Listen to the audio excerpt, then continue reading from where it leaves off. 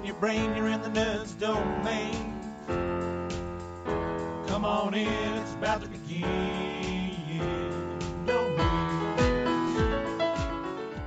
Welcome to the Nerds Domain podcast. In these episodes, we discuss a movie from the Criterion Collection. What is the Criterion Collection? The Criterion Collection is a continuing series of important classic and contemporary films on home video. Four average nerds watch a classic movie and discuss what they like and don't like. Hi, everybody. I'm Matt. I'm Jestin. I'm Shirley. And welcome to the Nerds Domain podcast. This week it's a Criterion Collection. Yay! This week we watched Day of Wrath from 1943, starring some people, and they were doing some stuff. That sounds like a good review to me. That sounds about right? They were inquisitioning. There was inquisitioning and witches. Yep. So, what is the Criterion Collection, Jesse? The Criterion Collection is a collection of movies that people feel are important to I love your society. Explanation. Society, the film industry. Oh, film industry. That's it. Yeah. Well, the film industry is a part of society. Yeah, it is. It is. So let me see if I can actually get to our show notes for another one. There we go. The Criterion Collection is a continuing series of important classic and contemporary films on home video and streaming. Oh, yeah, streaming. I forgot about that. Yeah, so let's talk about 39, or not 39 Steps. That's the wrong thing. Oh, wow. Yes. Let's talk about Day of Wrath. Filmed during the Nazi occupation of Denmark, Carl Dreyer's Day of Wrath is a harrowing account of individual helplessness in the face of growing social repression and paranoia. Anna, the young second wife of a well-respected but much older pastor, falls in love with her stepson when he returns to their small 17th century village. Stepping outside the bounds of the village's harsh moral code has disastrous results. Exquisitely photographed and passionately acted, Day of Wrath remains an intense, unforgettable experience. Does that sound close? Don't know if I'd go with intense. For me, it was. There were some scenes that were like the torture scene. Oh, yeah. Burned, and then when she was in the very beginning, when what's her name? Matrin? What's her name? Somebody. Yeah, the old lady witch. Lady. But she wasn't. Oh, she might have been. She was collecting that stuff underneath the hangman's noose. That's what I love about this movie. It is so open-ended. She could have really been a witch. Yeah. Or she just could have been somebody who understood herbs. True. Like that's it. Or that. But herbs only grow best under the hangman's noose because the evil soaks into it? That seems a little witchy to me. Evil soaks a little witchy. She specifically said the evilness does something to the plants or something like that. I remember her saying that. Oh, yeah, at the beginning. Yeah. This features a bunch of, not Denmarkian. What's the word I'm looking for? Danish actors that you wouldn't really know from anything else. So I was really unsettled. The woman playing Anna really, really looked like somebody I knew. Like you know who it is, or like no, like a real life person. Okay. And that I don't know if that's ever happened before in a movie. Oh, I thought the son looked like Woody Harrelson. Yeah, he did a little bit. This starred Thorkild Roos, Lisbeth Mubin, and Sigrid Nyenendem. Danish have some great names. They do. Yeah. They do. So, Jesse, why don't you walk us through the plot? Oh boy. Well, you see, possible witch number one. Yeah. As I stated earlier, she collects some herbs underneath the hangman's noose, and then she comes in her questioning for the possibility of being a witch. When she is, she's brought in front of the pastor and his young wife, like very, very young wife. Yeah. And she says, "Save me, because I know you've released the young wife's mother before."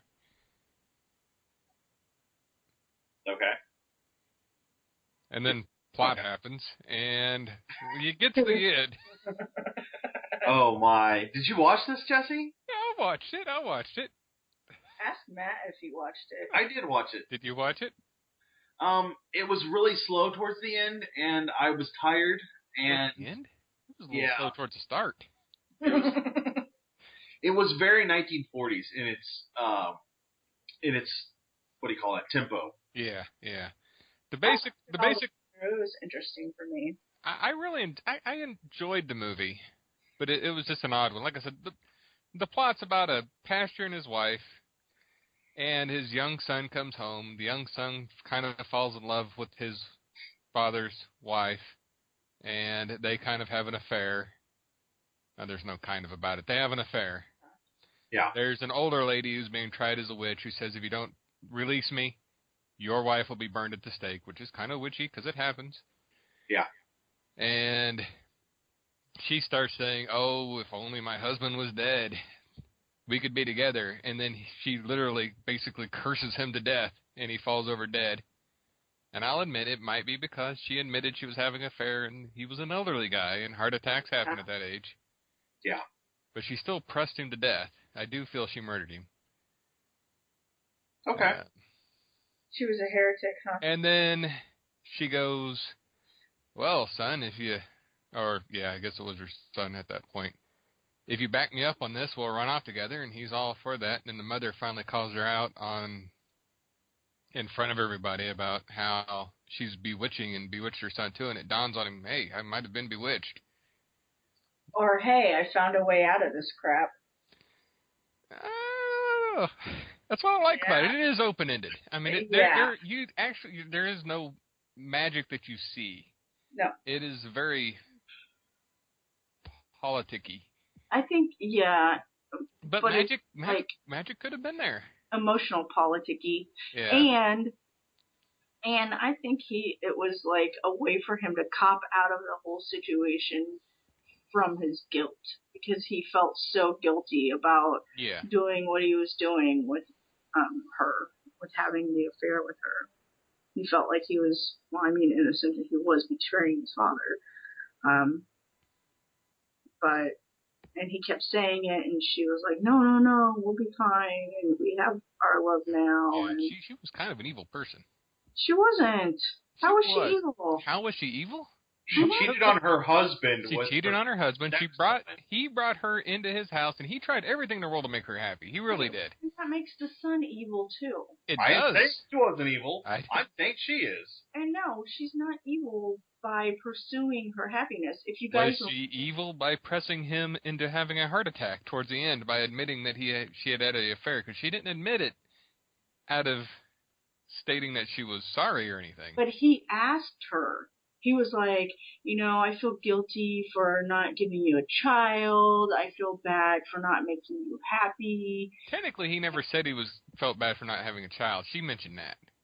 He started off just asking that he was sorry for. He alluded to it because he was like, I'm so sorry for taking you so young against your will, and then not giving you a child. And she's like. Okay, go ahead. The entire ending of the movie could have completely changed if she'd have merely just asked for his permission. I mean, he was a nice old man. What, to be with his son? Yeah. No. Well, the thing is that would not have worked. It wouldn't have, but she wouldn't have wound up burned at the stake. That's where I felt like when it first started, like the middle of it, and he was like, oh, I'm getting on in years, and my wife is so young, and then there's Martin, and I thought, okay, you know what, he's going to come to the realization that, like, she needs love, and she wants to have children, because, throughout the whole movie, you see her, stitching that thing with the child, and then... Oh, yeah. There was another thing that alluded to her, wanting a child, and he obviously couldn't provide that for her. So I thought, okay, you know what, he's going to come to the realization that, she needs these things to be a fulfilled woman, and he's going to say, Martin, after I'm gone or whatever, or even now, take my wife, blah, blah, blah.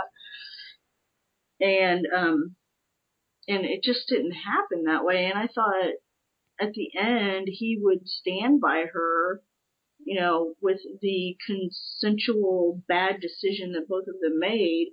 But he didn't. He was like, oh no, she's an evil woman and she bewitched me, and that's what I'm going to blame my guilt on. But she might have. Because she did wish him harm when he was walking home, and he had felt as if death had brushed beside him. Right. I think that the movie alluded to that, but then what did you say was social oppressionism because of the time? Mm-hmm. I think that, that kind of notated the paranoia and fear of the time, especially in that area. Well, and I think that this movie, part of the reason that it's important to the Criterion Collection is because it's a period piece, not in what was shot, but because it's a period piece in when it was shot. So this was 1943 while Denmark was occupied by Nazi Germany, and if anything, Nazi Germany was the most oppressive government available at the time. And so this was a social commentary piece about how that feels and about the oppression and the witch hunts for, Jews or for those people that were resisting the Nazis or anything like that. So I think it's important during that time, and that's part of why it ends up on the Criterion Collection. Yeah, and it looks beautiful too. It's well filmed, especially for the era and the. Yeah. All the sets were really impressive too. Yeah, it really felt like you were in the era. Yeah, I was impressed by that quality. So, sure. What did we miss anything in the plot? Probably. The only thing that we really haven't talked about is the mother. Oh yeah, I didn't like her either. Yeah, and I'm trying to figure out, you have this protective mother, and she's trying to do what she thinks is best. What role is she actually playing in the social oppression part? Because the only thing that I can think that she's guilty of is being a bully. She was a bee from the get-go. She was, and she was a lot of the problem. Yeah. Mm-hmm. But she really, I don't even know. At one point she stated her son comes before all, even her son's son. And that's a little harsh thing for a grandmother to say. Right, but think of, I don't know. I really don't know what the familial structure was like for that type of family in that era. And I think, he being the head of the household, the breadwinner, that's why he came before everything. Yeah. So, what did you guys think of the movie? Just overall, did you enjoy it? It was all right. I'm glad I watched it. I wouldn't have watched it if it wasn't for this, and I'll probably never watch it again. But I'm glad I watched it. And acting, did you think? I mean, the Criterion description says passionate acting. Did you? It was well acted. It really was. That was one of the better parts of it in my book. Yeah, when that old woman started crying, I was like, oh my gosh, you could see that in her face. And am I the only one, speaking of the old woman, am I the only one that always pictured burning women at the stake for being a witch, meaning there was a giant stick in the ground that they were tied to? Yes. Built the fire. That's not just me, right? I was thinking that they've already started to fire. They're kind of jumping the gun here a little bit, aren't they? Yeah, I thought but that was a cool way of doing it. I mean, not really a cool way of doing it by any means, but it's interesting is the word you're looking for. Interesting. And the thing is, I think this is the second movie. Season of the Witch is what you're thinking of, because I was thinking about that while we were watching that they used ladders in. Yeah. Did they burn them like this, or? They were going to burn a lady in Season of the Witch like this. Maybe it wasn't Season of the Witch. I thought it was. It was something. With Death, Seven Seals. Oh, you're right. It was Seven Seals. Yeah, when they're going through that town. Do you remember? Oh yeah. They were, weren't they? They were. Yeah. Okay. Criterion Collection has a lot of witch burning movies. Clearly. Well, I really enjoyed the movie, and I like movies where there's other languages that you can read through because I like listening to those languages. Um, I'm not sure why, but I found it like really interesting that some of the words were English, and then Matt reminded me that the English language came from a German. Yeah.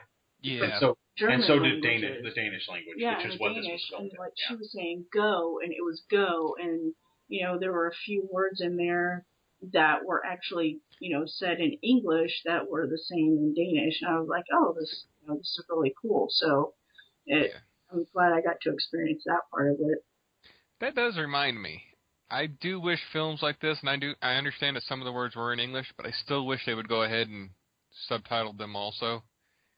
Oh yeah. Because I get caught up into reading and I don't necessarily hear what they say, and then I know they just spoke something in English because they didn't translate it, but yeah.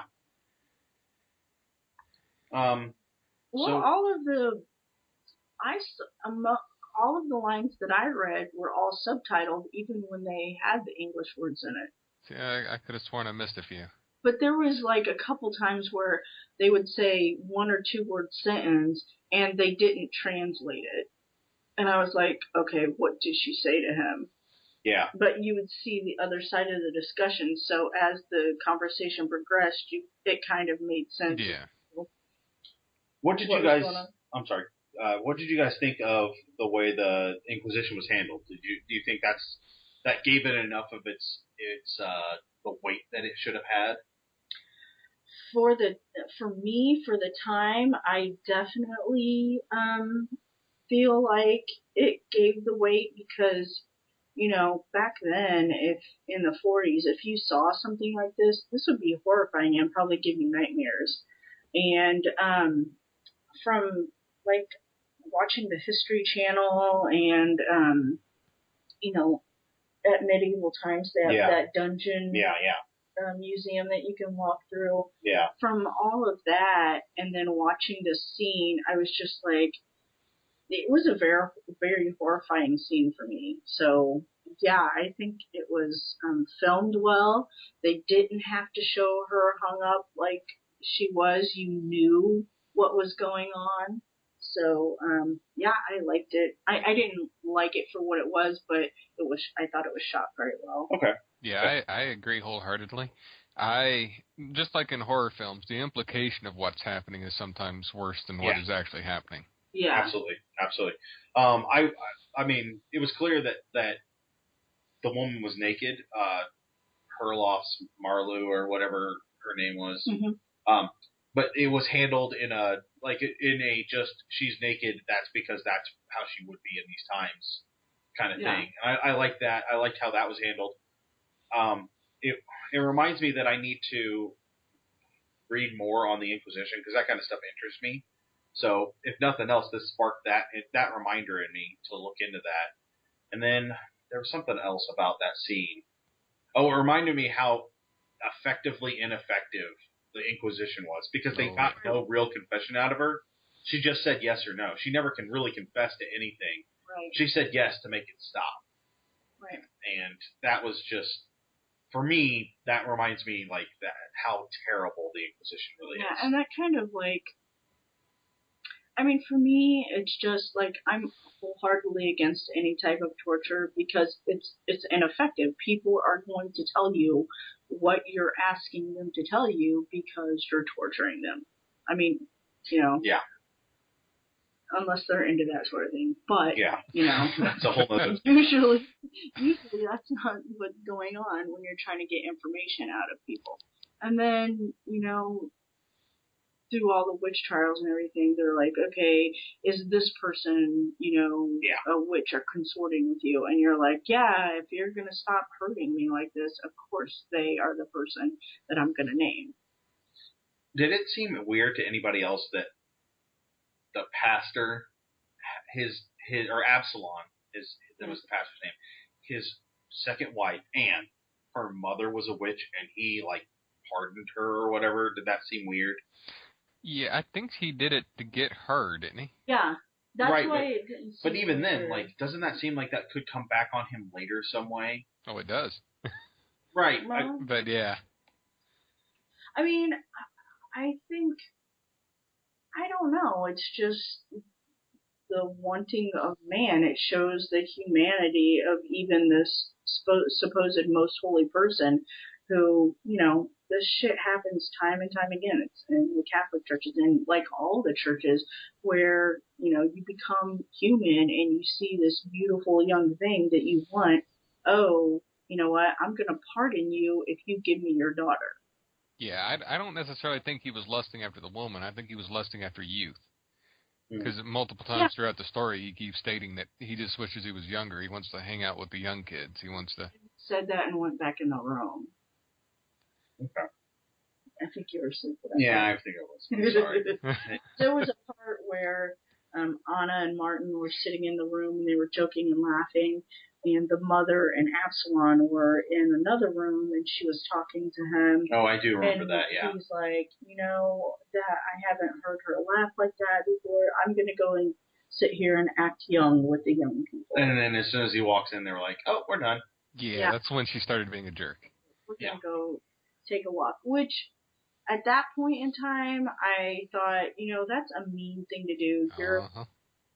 This man is trying to not repent, make amends for the things that he's done by, but at that time she had become apathetic.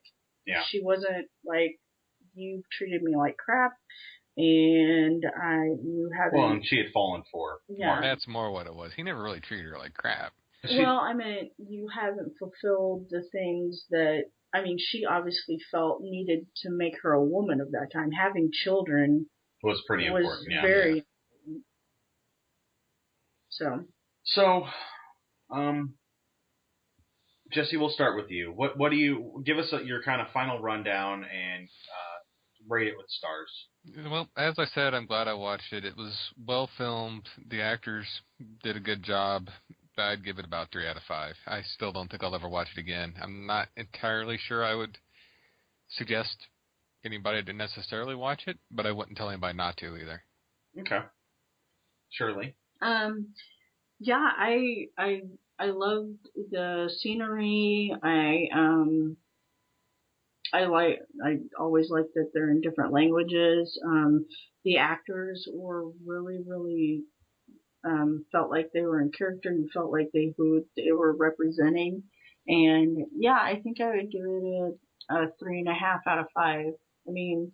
I liked it. I may watch it again just to see if there's anything that, I could have missed.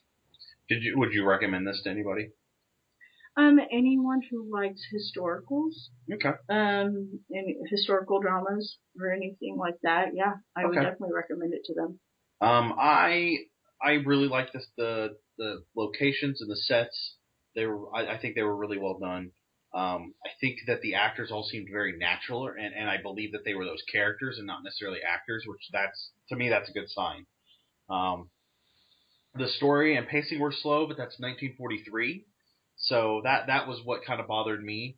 I would like to see a remake of this with its original story intentions. Not a modernized retelling where there's going to be some torrid love affair and we're going to have to watch sex, because that's not what I really want out of this. Yeah. But I think this is worth checking out. I'd give it a 3 out of 5. It's not bad. It's not bad at all, but I don't know it's something I will return to ever. But if somebody ever says, I want to know more about the Inquisition, or I want to know kind of what people would go through, I might point them towards this. Yeah. So, what our next movie will be Pygmalion. Yay! Yes. I'm excited about that one. So, Pygmalion is next. This is probably one of our first podcasts of the new year, so welcome to 2014. And you should be hearing some new bumpers on our programs at the end, and maybe some new stuff at the beginning as well to introduce us.